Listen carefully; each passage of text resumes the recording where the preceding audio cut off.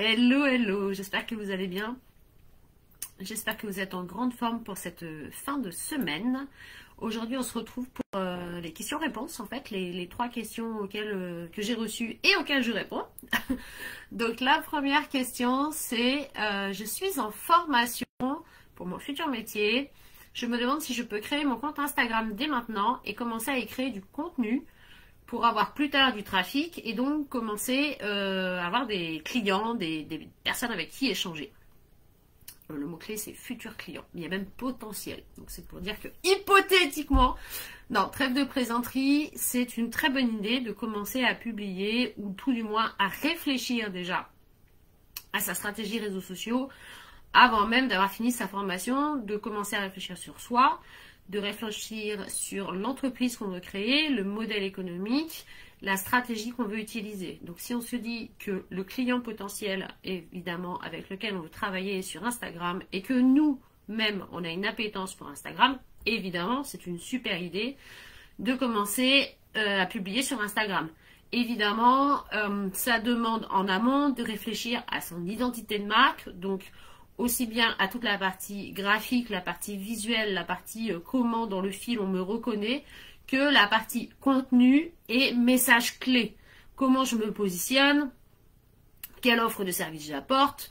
Voilà, d'être très très au clair là-dessus, parce que si on commence à publier du contenu et que c'est complètement à côté de la plaque par rapport à ce qu'on voulait créer comme type d'entreprise ou comme positionnement, je dis n'importe quoi, mais si je commence à publier des contenus qui sont avec une image de marque sur un positionnement je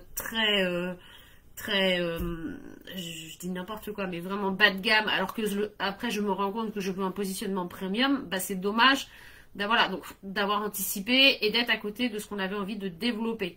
Donc c'est vraiment ok, oui, commencer à publier sur les réseaux sociaux avant même d'avoir créé son entreprise, c'est une très bonne idée, mais il faut quand même s'être posé sur la stratégie. Donc, sur ce qu'on a envie de développer, sur où on veut aller, donc qui on est, qui est le client potentiel et quelle est la marque qu'on a envie de créer avec tout ça. La deuxième question que j'ai reçue, c'est je ne suis pas à l'aise avec mon orthographe et du coup, je n'ose pas publier. Est-ce que tu as des astuces? La première astuce, la plus évidente, évidemment, c'est de dire fais-toi relire si vraiment tu as envie de publier du contenu écrit. La deuxième astuce, ça peut être d'utiliser, comme je l'ai déjà dit dans une précédente vidéo, tous les outils pour vérifier, se corriger, se relire. La troisième, ça peut être de déléguer, de carrément dire, ok, bon ben moi cette partie-là de mon activité, je la délègue, je cadre, je pose un cahier des charges, je donne un brief à la personne à qui je délègue, mais je le délègue. Et je vérifie qu'après ça correspond bien à la stratégie que j'ai envie de développer. Ou ça peut carrément être de se dire, bon ok, le contenu écrit, c'est pas ma tasse de thé, c'est pas mon point fort parce que j'ai toujours un doute sur l'orthographe des mots, sur la grammaire, j'ai peur de faire des fautes. Et bien à ce moment-là, comment je peux faire? Est-ce que je suis quelqu'un qui est plus dans l'oral? Est-ce que je suis à l'aise à la vidéo? Est-ce que je serai à l'aise avec un podcast peut-être? D'aller chercher un autre support où ça sera moins bloquant, où on se sentira beaucoup plus à l'aise et qui correspond aussi, on est toujours avec cette double, voilà, moi je suis plus à l'aise avec le support oral ou le support vidéo, mais mon client c'est aussi ce qui lui parle. C'est toujours cette histoire des deux sphères pour qu'elles se rencontrent et donc voilà, l'outil de com il est entre les deux. Mais si vraiment l'écrit c'est quelque chose de bloquant, bah voilà, ça peut être une manière de le contourner. Et enfin, il ne faut pas oublier la base de la base, parce qu'on parle beaucoup des réseaux sociaux, mais ça peut aussi être de rencontrer des gens dans la vraie vie, d'activer son réseau personnel, de se déplacer, de faire de la prospection téléphonique. Voilà, il y a aussi d'autres moyens d'avoir des prospects et des clients que de faire un post écrit sur un réseau social. Donc vraiment de se prendre en compte, de se respecter, de respecter son mode de fonctionnement, sa manière d'être à l'aise avec le fait de faire des fautes d'orthographe. Voilà, de comment le contourner cette difficulté. En fait, c'est vraiment les pistes sur lesquelles j'ai envie de vous inviter à réfléchir. La troisième question, du coup, c'est en mode express aujourd'hui, je me rends compte, c'est je cherche une trame de calendrier éditorial pour organiser le planning de mes publications sur les réseaux sociaux évidemment. Est-ce que tu en as une que tu pourrais me partager? Avant même de se poser la question du calendrier éditorial, évidemment, comme d'habitude, il y a toutes les questions de quel est mon objectif de communication, à qui je m'adresse, donc le destinataire, le prospect, le persona, la cible, le lecteur. Voilà, c'est toujours vraiment la personne à qui je parle, comment je veux qu'elle réceptionne les messages. Les thèmes, qu'est-ce que j'ai identifié comme thématique que j'ai envie d'aborder par rapport à ma communication.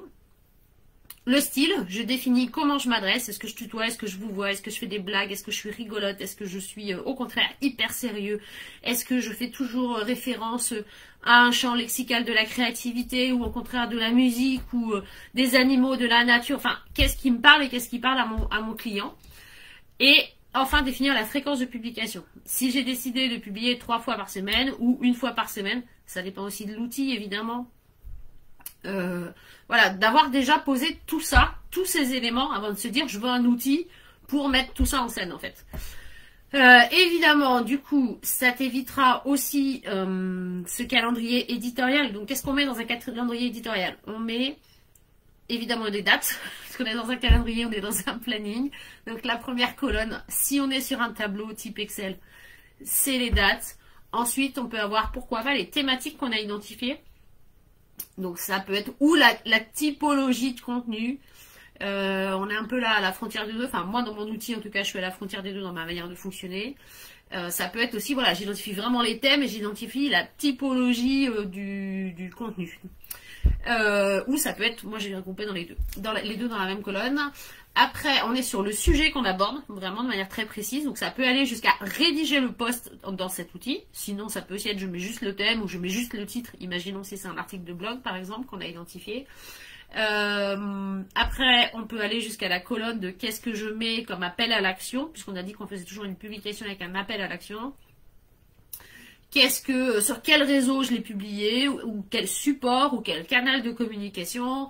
On peut aller jusqu'à identifier les hashtags si on est sur Instagram ou sur LinkedIn par exemple. Donc quel hashtag j'utilise fréquemment ou j'ai envie d'utiliser pour ce contenu. Enfin, vous voyez qu'on peut avoir plein de colonnes qui nous permettent surtout visuellement d'avoir une vue de nos stratégies. On a nos dates à venir.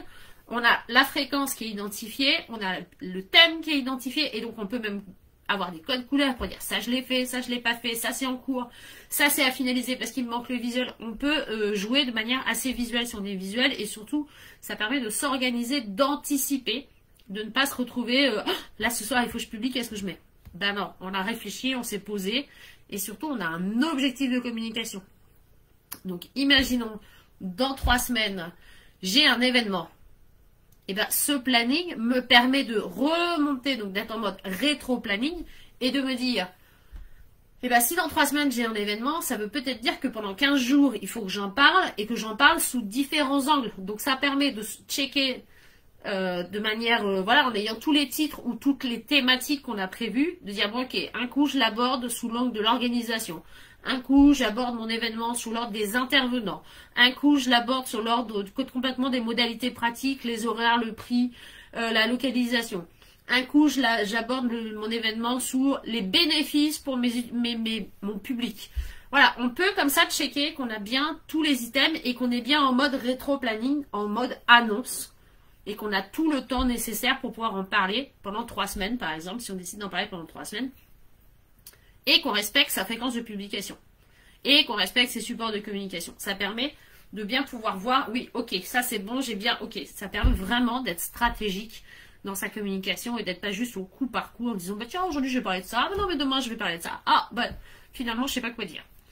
Donc c'est vraiment l'intérêt du calendrier éditorial. Je sais que c'est un peu brouillon, j'ai l'impression que je parle dans tous les sens dans ce que je raconte. Mais n'hésitez pas à mettre un commentaire après...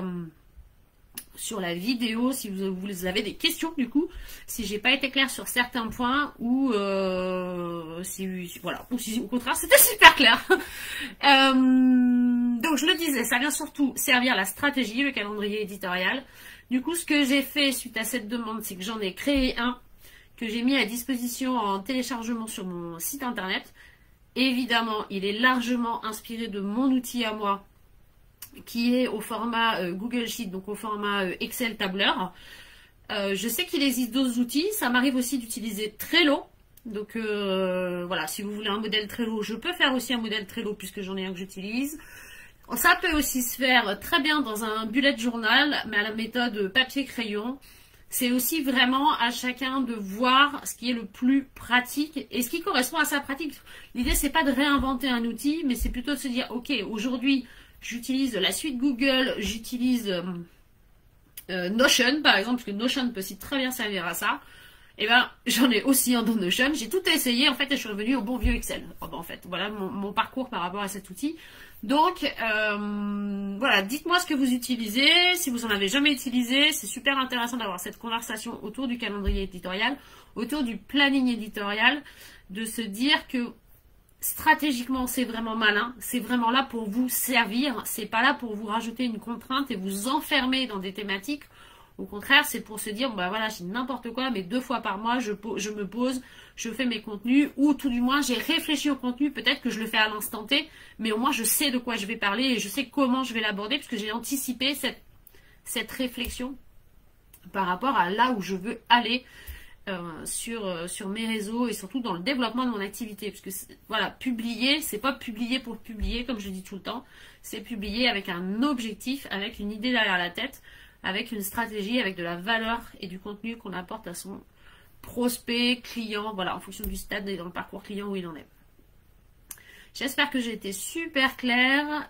N'hésitez pas, donc je redis, à poser des questions sous la publication si besoin. Je vous mets le lien pour télécharger le calendrier éditorial. Évidemment, n'hésitez pas si vous avez des suggestions. Et puis, on se retrouve en live le 8 mars pour un live un peu différent qui sera moins en mode questions-réponses, mais qui sera plus autour d'une thématique dédiée à l'entrepreneur, mais vraiment sur la personne de l'entrepreneur. On sera autour de son énergie, comment prendre soin de son énergie, comment prendre soin de soi quand on est entrepreneur. Je vous souhaite un très bel après-midi et je vous dis à très bientôt. Ciao, ciao!